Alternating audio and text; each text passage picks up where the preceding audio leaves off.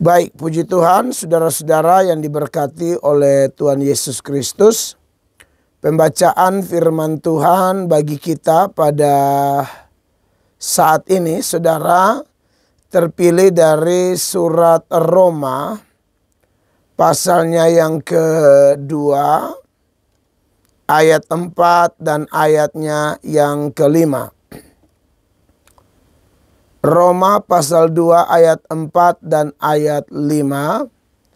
Demikian bunyi firman Allah. Dikatakan, atau maukah engkau menganggap sepi kekayaan kemurahannya, kesabarannya dan kelapangan hatinya? Tidakkah engkau tahu bahwa maksud kemurahan Allah ialah menuntun engkau kepada pertobatan? Tetapi oleh kekerasan hatimu yang tidak mau bertobat, engkau menimbun murka atas dirimu sendiri pada hari murka, yaitu pada hari ketika hukuman Allah yang adil akan dinyatakan. Bapak Ibu, saudara-saudara yang diberkati oleh Tuhan Yesus Kristus. Jadi Roma pasal 2 ayat 4 dan ayat 5 yang baru kita baca ini, saudara-saudara, ini adalah satu bagian firman Tuhan yang isinya adalah seruan pertobatan, ya. Jadi saya memang mau menyerukan pertobatan pada kesempatan ini. Ini adalah seruan yang sangat penting, saudara-saudara. Kalau kita belajar firman Allah, itu ada jarak antara Maliaki dan Matius. Itu kurang lebih ada 400 tahun yang disebut dengan istilah masa diam atau silent years, di mana Allah tidak mengutus malaikatnya untuk memberitakan firman. Juga Allah tidak mengutus satu nabi pun di antara zaman Maliaki sampai Matius itu, saudara. Ya, jadi memang Allah bersikap diam dan tidak mengutus juru bicaranya untuk menyampaikan firman Allah. Padahal kalau kita lihat konteks perjanjian lama atau Tanak, yang adalah kitab sucinya orang Yahudi, yang kemudian kita pakai sekarang. Kita pakai karena kita tahu bahwa dalam perjanjian lama itu salah satu intinya adalah ada janji-janji, ada nubuatan-nubuatan, ada gambaran-gambaran, ada bayangan-bayangan yang semuanya tergenapi di dalam perjanjian baru. Ya, memang masih ada yang harus digenapi, yaitu menyangkut akhir zaman atau kiamat. Tapi kalau hitung-hitungan mungkin tinggal 1/4 bagian saja, ya, yang belum digenapi, yaitu menjelang kiamat. Tapi yang lainnya menjelang kedatangan Tuhan Yesus yang pertama, kelahirannya, bahkan pelayanannya, bahkan penderitaannya, ya, kematiannya disalib, kebangkitannya dan seterusnya, itu sudah tergenapi, ya. Jadi kenapa kita percaya perjanjian lama? Karena memang semua yang dinubuatkan itu tergenapi di perjanjian baru. Maka untuk memahami seperti apa penggenapannya harus tahu dulu janji-janjinya. Nah, di dalam perjanjian lama itu, kekasih Tuhan, yang adalah kitab suci orang Yahudi sekaligus kitab suci orang Kristen, ya, kita melihat bahwa ada bagian-bagian firman yang begitu jelas, ya, yang menonjolkan firman Tuhan atau membahas seputaran keunggulan atau superioritas dari firman Allah. Firman Allah itu adalah pelita bagi kaki kita dan terang bagi langkah-langkah hidup kita. Seturut Mazmur 119 ayat 105. Iya kan?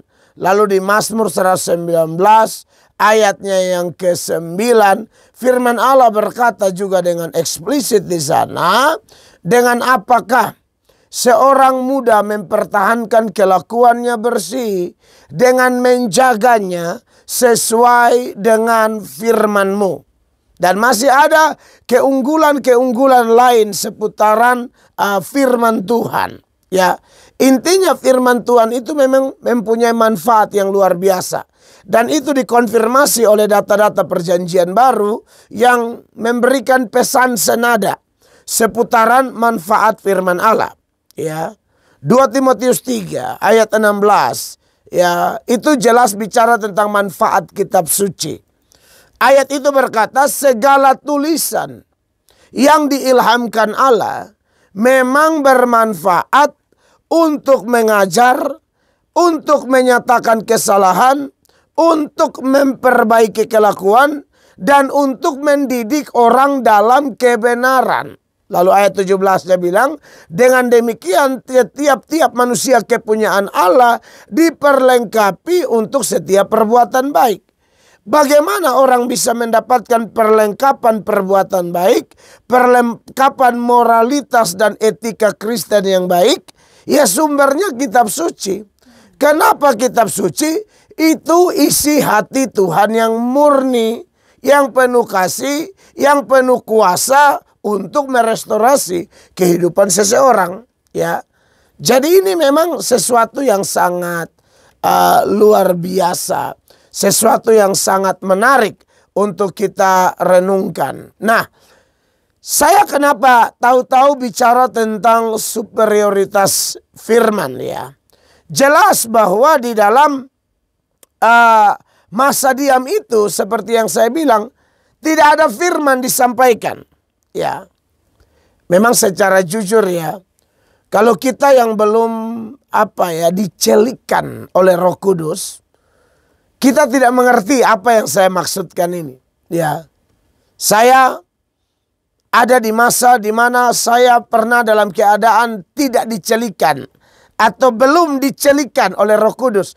Jadi kalau orang omong begini ya, masuk telinga kanan, keluar telinga kiri. Ya, seperti dalam sebuah khotbah, saya khotbah, lalu ada orang dengar dan mereka dengar tapi tidak di depan saya, di belakang saya. Sound sistemnya sampai, tapi setelah khotbah saya juga tidak lihat. Lalu ada beberapa jemaat yang terganggu karena ada seorang bapak oknum pejabat. Biasalah, orang-orang masih ada duit toh, masih ada duit, masih ada pangkat, masih ada koneksi, ya, masih minum vitamin mahal, ya kan. Jadi ada anggapan bahwa saya ini kuat gitu, ya kan. Karena vitaminnya kelihatan dari Tiongkok atau dari mana gitu. Vitamin luar lah pokoknya.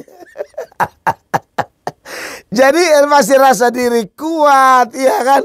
Suplemennya masih bagus, lalu koneksinya masih bagus, ya. Cek-cek rekening masih kuat lah, ya kan. Lalu sudah hitungan gaji per bulan, belum yang lain-lain. Akhirnya dia bilang, ini khotbah nih. Saya lagi khotbah nih. Masa di sini, keluar di sini, karena dia memang pesina kelas berat. Ya, kalau saya sebut nama pasti tahu, tapi karena faktor hukum, jadi saya tidak sebut. Ya, tukang bersina kelas kakap. Lalu saya kebetulan khotbah dan mengingatkan itu karena banyak oknum-oknum pejabat yang sudah ketahuan di mana-mana bahwa suka main perempuan, suka suka ganggu istri orang, ya. Kalau mereka punya kuasa, mereka lihat ya gadis-gadis lemah yang mungkin punya masalah ekonomi, ya. Itu biasa kelihatan dari make up. Kalau make up menyolok kayaknya ekonomi, ya. Nah, dan mereka juga memahami psikologi karena ada pengalaman nih. Ya, jenis ini kan biasa ditemui, ya. Biasanya yang sejenis itu mirip-mirip, sama kayak saudara pergi ke sawah atau ke hutan kan. Burung tekukur tuh biasa dengan tekukur semua gitu loh. Jadi ada orang make up karena memang berkelas, berduit. Lalu make up hanya untuk supaya good looking jadi berkat. Tapi ada yang memang lebih ke mata pencaharian. Nah, jadi bapak-bapak yang begini ini sudah tahu. Makanya mereka bilang, aduh, Mel Atok punya khotbah tuh masuk kanan, keluar kiri. Atau sebaliknya, masuk kiri, keluar kanan. Gitu kan. Nah, jadi saya mau sampaikan bahwa kalau masa diam 400 tahun tanpa firman bagi orang-orang jenis begini aman.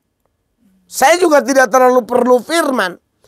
Tapi bagi Anda dan saya yang betul-betul menerima undangan Kristus, ya, menerima panggilan Kristus, panggilan beribadah, panggilan melayani, yang dimulai dengan panggilan paling mendasar yang saya serukan hari ini sebagai topik utama, yaitu panggilan bertobat.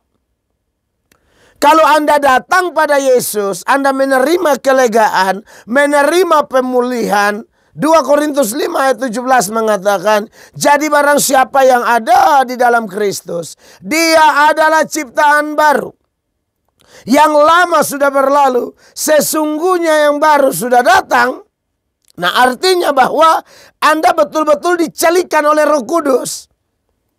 Nah, orang kayak begini Anda tahu betapa susahnya, betapa stresnya. Barang satu hari aja tanpa firman, Anda tersiksa. 1 hari tanpa firman, aduh, kita itu merasa seperti hidup ini tidak enak sekali ya. Makanan mungkin enak, di rumah yang ber-AC, fasilitas-fasilitas cukup menunjang untuk kenyamanan lahiriah. Tetapi tanpa firman, oh haleluya, tidak damai sejahtera. Nah, ini orang yang dicelikan hatinya memahami apa yang saya maksudkan. Atau memahami apa yang firman Allah maksudkan. Karena Mazmur 112 ayat 1 menekankan bahwa tanda orang takut akan Tuhan adalah sangat suka akan perintah-perintahnya. Ya. Tapi memang harus jujur ya, dari sejarah bangsa Israel, ya, memang kelihatan yang mendominasi atau lebih mayoritas adalah orang-orang yang belum dicelikan, orang-orang yang tidak suka firman. Ya, tidak suka firman. Jadi akhirnya ya biasa-biasa saja begitu. Makanya saudara-saudara, karena kebanyakan orang seperti itu, seperti juga perkataan Yesus, ada 2 jalan, ada jalan yang lebar dan ada jalan yang sempit, ya. Jalan yang lebar dan luas itu jalan menuju kebinasaan dan banyak orang masuk melaluinya. Sedangkan jalan yang sempit, jalan menuju kehidupan, hanya sedikit orang yang memilih untuk berjalan di jalan sempit itu. Kalau Anda baca di Matius 7 ayat 13-14, data itu begitu terang benderang di situ. Nah, jemaat, orang Kristen atau siapapun Anda yang mengikuti pembahasan ini. Jadi, ketika Tuhan utus hamba Tuhan pertama, pasca masa diam itu, di penghujung masa diam tampillah Yohanes Pembaptis. Iya kan? Yohanes Pembaptis serukan apa? Bertobatlah, karena kerajaan Allah sudah dekat. Yohanes Pembaptis ditangkap karena Yohanes Pembaptis punya khotbah itu kan, waduh, itu khotbah kelas berat. Agak sulit juga hamba Tuhan sekarang meniru itu atau mau meniru itu, ya. Bukan tidak ada, saya yakin Roh Kudus atau Tuhan pilih orang-orang tertentu yang mampu meniru Yohanes, meniru Elia. Jadi memang dia dengan Elia hampir sama ya. Elia juga fight sendirian di tengah-tengah dekadensi moral yang sedang menggila di zaman raja-raja jahat. Raja-raja yang tidak takut akan Tuhan. Dan puncak jahatnya adalah Raja Ahab. Ya. Anaknya Omri papanya aja sudah jahat. Ahab jahat, kemudian Manasye lagi anaknya. Dan seterusnya itu orang-orang, Manasye bukan anak Ahab, Manasye anak Hizkia. Tapi maksud saya yang zamannya Ahab itu jahat sekali. Dan di situ Elia tampil sendirian, Elia hantam kiri kanan. Nah, yang mirip Elia menurut Tuhan Yesus itu Yohanes Pembaptis. Yohanes datang khotbah keras, bertobat, bertobat, bertobat, bertobat, beri dirimu dibaptis dan seterusnya. Dan paling parah adalah Yohanes tegur Herodes. Herodes kan ini ambil istri saudaranya. Anda lihat ini orang-orang yang mirip kayak Pak yang tadi yang saya bilang itu.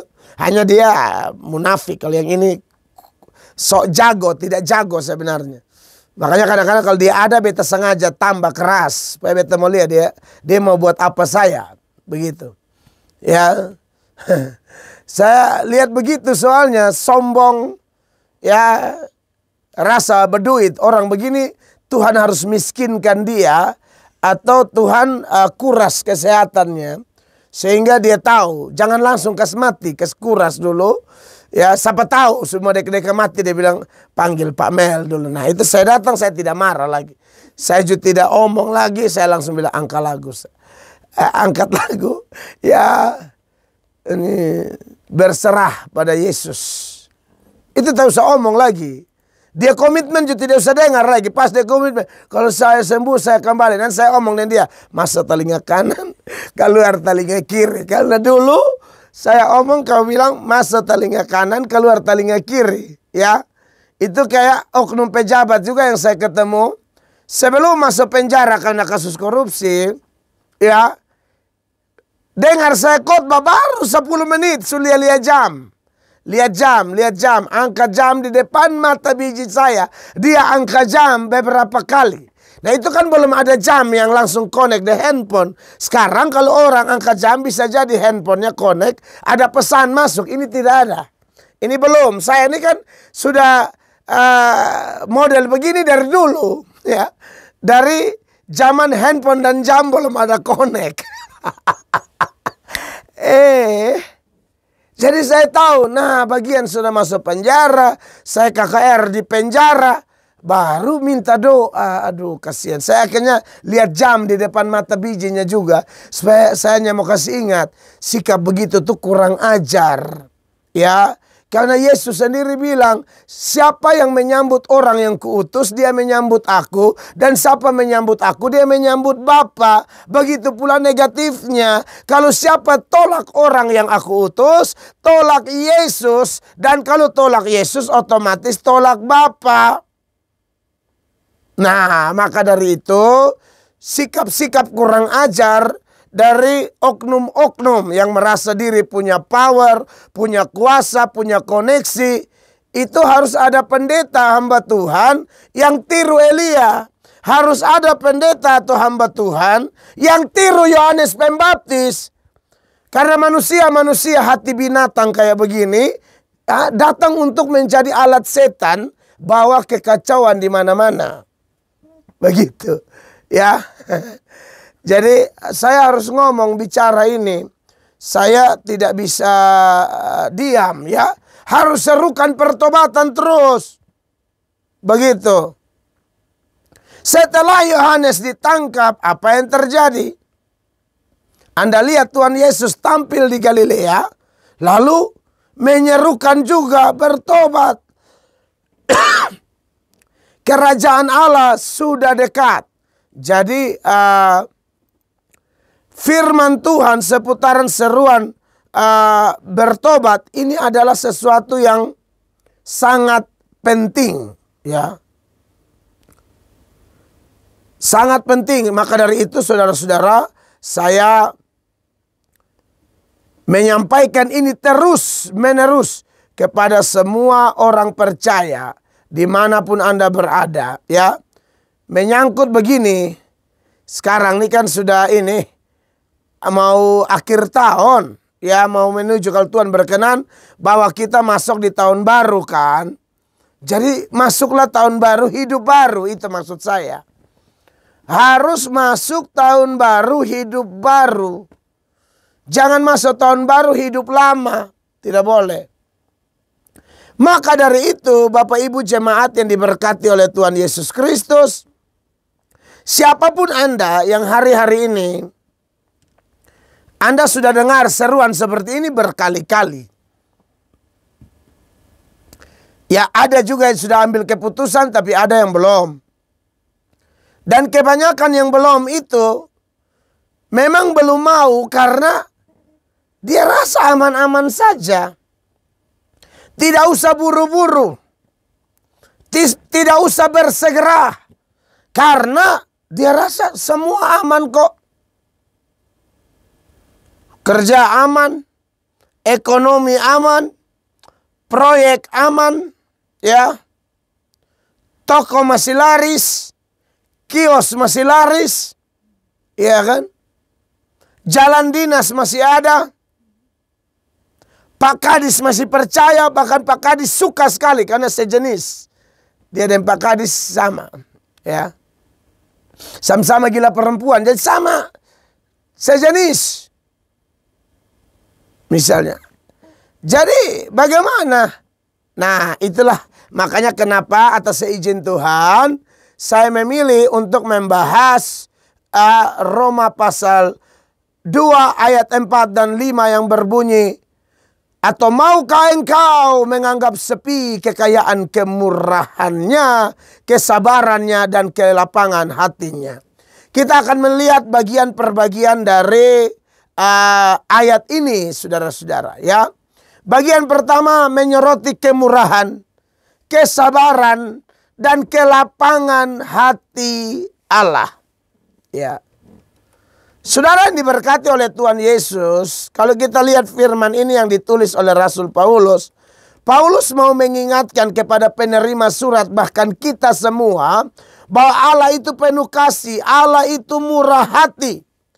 Karena kasihnya, karena kemurahannya, karena kesabaran dan kelapangan hatinya, dia memberikan waktu. Dia memberikan kesempatan untuk manusia bertobat. Dan tentunya kerinduan Tuhan sendiri adalah tolong. Nah, kira-kira begitu ya, saya pakai kata tolong. Ya, tentu ada kata yang Tuhan punya, tapi karena Tuhan pakai orang lemah seperti saya dalam konteks kita sebagai sesama manusia, tolonglah. Tolong jangan salah gunakan waktuku. Tolong jangan salah gunakan kemurahanku. Tolong jangan salah gunakan kelapangan hatiku dan kesabaranku. Ya, tolong. Begitu, ya. Jadi ini yang mau saya serukan bagi Bapak Ibu, saudara-saudara yang mendengarkan. Bahkan ada tujuan yang jelas, yaitu tujuan semuanya untuk pertobatan. Ya, Tuhan sedang memanggil kita. Tuhan mau supaya kita benar-benar memahami kehendak Tuhan. Ya, bicara tentang kekayaan kemurahannya, ya. Itu bahasa Yunani-nya tou ploutou tes Christos. Ya. Tou ploutou tes Christos, atau kekayaan kemurahannya, ya. Jadi betul-betul sifat ini Tuhan mau supaya menjadi kesempatan. Harusnya kalau orang dapat berkat, ya, dapat kesempatan, masih sehat, itu sebenarnya kesempatan bertobat. Makanya dari radio ini atau di beberapa kesempatan saya bicara, saya ingatkan, serukan, saya punya serukan tuh memang mungkin tidak terlalu banyak pendeta mau memilih gaya seperti ini. Tapi ya sudahlah, saya juga tidak bisa neko-neko. Saya suka bilang jangan munafik. Munafik yang saya maksudkan, munafik itu luas. Tapi munafik yang saya maksudkan itu begini. Jangan sudah sakit mau mati, ya.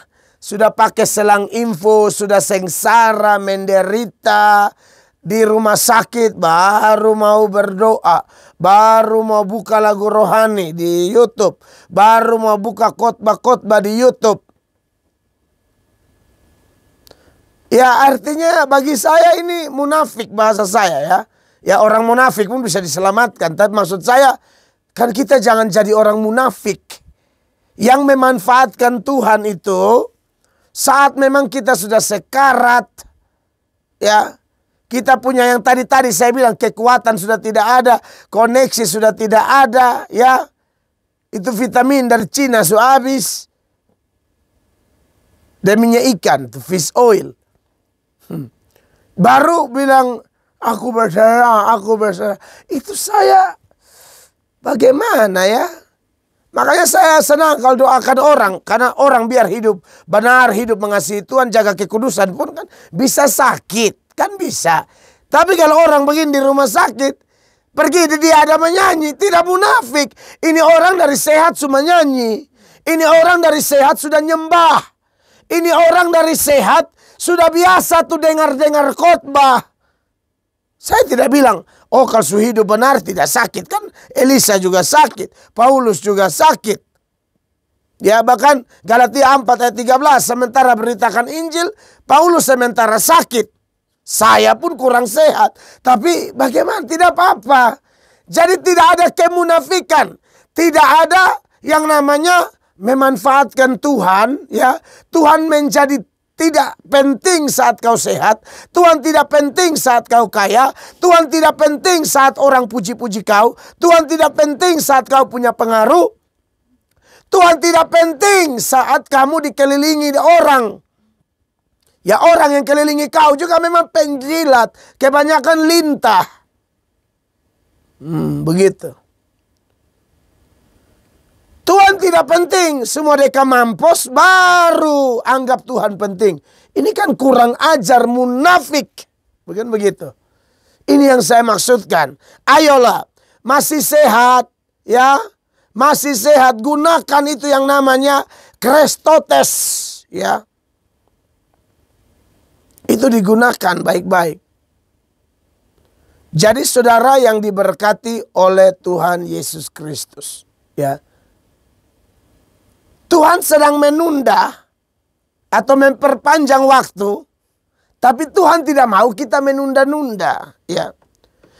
Setelah kata kekayaan kemurahannya ada kata kesabaran. Ya.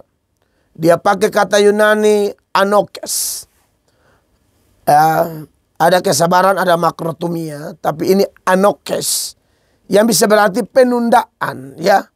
Jadi kata ini merujuk pada tindakan Allah yang menunda penghukuman untuk memberikan waktu bagi manusia untuk bertobat, ya. Lalu kesabaran di sini juga seperti saya bilang adalah makrotumia. Makrotumias itu adalah kesabaran yang panjang, ya. Dari kata makros, panjang, dan juga kata timos atau kemarahan. Jadi ada gabungan dua kata ini. Harusnya marah, tapi Tuhan kasih penundaan dulu supaya kita semua ini bisa mengalami yang namanya pertobatan. Dia pakai kata pertobatan di kata teks ini adalah metanoian. Ya. Kata ini berasal dari akar kata meta, yaitu perubahan, dan nous atau pikiran yang berarti perubahan pikiran, hati dan tindakan untuk kembali kepada Allah. Jadi tolong dulu pikiran-pikiran yang rasa diri masih kuat, stop. Kemarin saudara saya meninggal. Saudara saya ini kayak kakak saya juga, tapi jemaat di tempat kami melayani, yaitu mantan wakil ketua DPR Kota Kupang periode 2019-2024. Beliau meninggalnya mendadak, lagi sehat-sehat, ya, pola makannya dijaga, olahraga bagus, bahkan sering nasihatin saya jaga kesehatan. Karena selain jemaat, dia juga ketua pembangunan gereja Tuhan yang saya pimpin ini. Dan beliau sangat jaga kesehatan segala macam. Tapi ternyata waktu Tuhan. Dan kalau orang yang gereja di tempat kami sudah tahulah, khotbah model saya ini hampir tiap minggu kalau saya berkhotbah. Seruan ini pasti sama. Karena saya mau serukan apa lagi? Saya tidak mau seperti pendeta-pendeta yang lihat orang datang langsung omong ekonomi, tutup mata, nubuatan palsu, rekaan hati sendiri, mulai muka uang, mulai omong, oh Tuhan mau angkat, mau angkat, mau angkat. Itu sudah jelas di Alkitab. Tak usah pakai penglihatan, lu cari dahulu kerajaan Allah dan kebenarannya, kau pasti cukup. Itu tak usah terlalu banyak ajar menurut saya kalau konteks saya ya. Lu baca sendiri deh. Yang saya lihat sekarang fenomenanya ini memang orang mengaku Kristen tapi jahat. Jadi kalau sudah jahat begini lah, kalau tambah teriak berkat lah, dia tambah kurang ajar. Makanya saya lebih banyak teriakan pertobatan. Ya, dan waktu Tuhan 20 Desember ya kalau nggak salah, jam-jam 11-an menuju jam 12 gitu, antara jam 11:30 atau mungkin mau jam 12, saya posisi lagi KKR Natal di kota Balikpapan. Dan saya dengar berita itu, aduh saya menangis, saya terpukul sekali. Ya, kematian mendadak, kalau orang ada gejala-gejala sakit kan kita tidak terlalu kaget.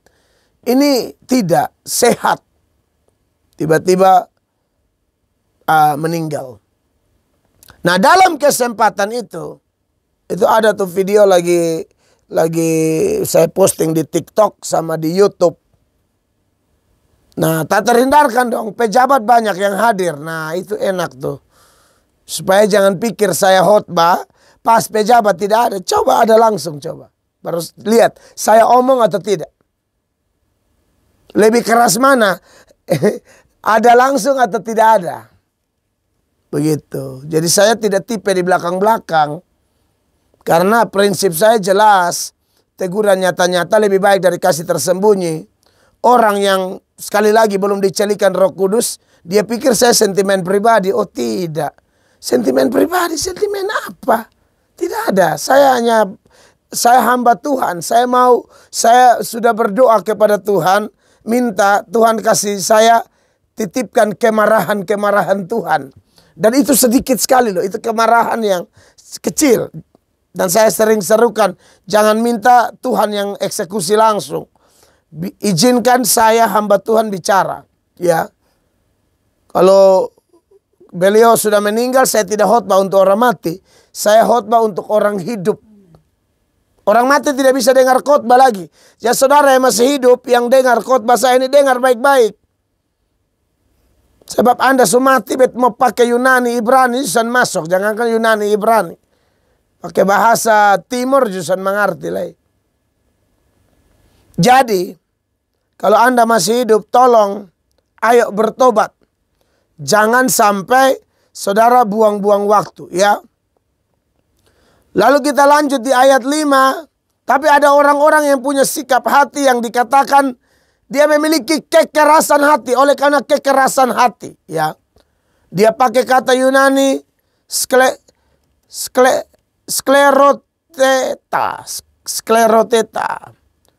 Ya, kata kekerasan hati atau skleroteta ini menggambarkan hati yang keras, tidak peka dan menolak. Peka, tidak peka, keras dan menolak. Ya. Dan ini adalah satu kata yang menggambarkan pemberontakan yang terus menerus. Ya. Skleroteta. Pemberontakan yang terus menerus. Aduh, saya ketemu banyak orang yang, beberapa saudara saya yang meninggal mendadak. Ada yang juga dibunuh, ada yang segala macam. Itu sudah saya ajak semua. Bukan saya tidak ajak. Ada yang kena penyakit, ada yang tiba-tiba, sudah saya serukan. Tentu menjadi sukacita kalau saatnya meninggal mendadak itu datang, tapi kita dalam keadaan betul-betul sudah mantap dengan Tuhan. Aman. Begitu. Makanya lagi-lagi kalau saudara masih hidup, jangan skleroteta. Jangan bersikap memberontak yang terus-menerus. Jangan. Ya. Lalu Kalau sudah kekerasan hati dilanjutkan dengan hati yang tidak mau bertobat, saudara-saudara.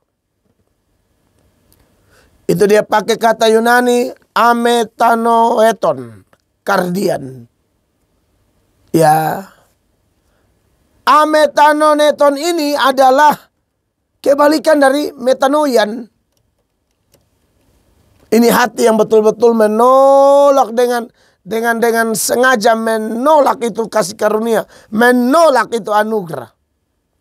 Ya. Dan akhirnya sikap begini menimbun, ya, menimbun murka. Menimbun dia pakai kata tesaura zeis. Tesaurizeis itu, saudara-saudara, ini kata yang menggambarkan tindakan mengumpulkan sesuatu dalam konteks ini, mengumpulkan murka Allah. Jadi manusia yang keras hati secara tidak sadar sedang mengumpulkan penghukuman bagi dirinya sendiri. Ya. Dan akhirnya hukuman yang adil di kayu Krisias. Di kayu Krisias ini tiba, atau penghakiman yang adil, maka saudara tidak bisa lagi lari kemana-mana. Ya. Maka dari itu, sebagai hamba Tuhan, saya menyampaikan kebenaran ini dengan harapan, mari masuk 2025 harus hati baru, hidup baru, ya. Jangan timbun murka. Berikanlah dirimu kepada Tuhan. Ya, percayalah bahwa kalau Tuhan masih pakai hamba Tuhan untuk memanggil Anda, artinya masih ada kesempatan. Jangan tunda-tunda, jangan memberontak terus-menerus. Serahkan dirimu, saudaraku, supaya 2025 menjadi tahun di mana kita mengabdi, tahun di mana kita melayani, tahun di mana kita diberkati, tahun di mana kita menjadi berkat, tahun di mana kita sama-sama bergandeng tangan melakukan mega proyek kerajaan Allah. Dari gereja manapun Anda, saya hamba Tuhan Yesus Kristus. Bertobatlah, bertobatlah, Tuhan sayang engkau. Tuhan Yesus memberkati.